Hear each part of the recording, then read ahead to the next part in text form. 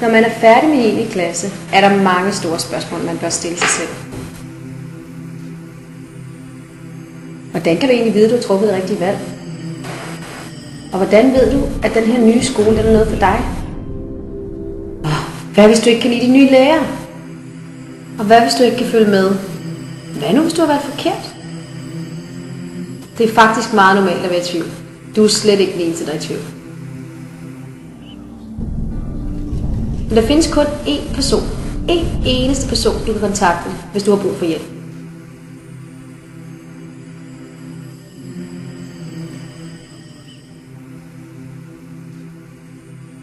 Det er dette menneske, der giver dig et perspektiv.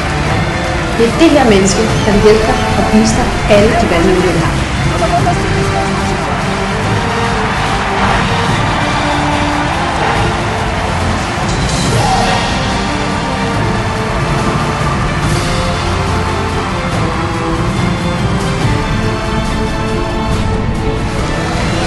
Der er kun ét ord for denne person.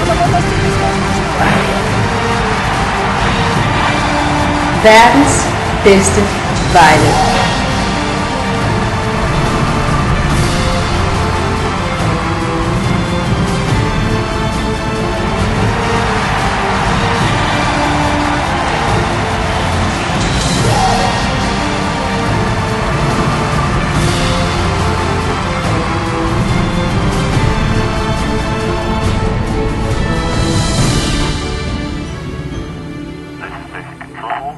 We have a hero.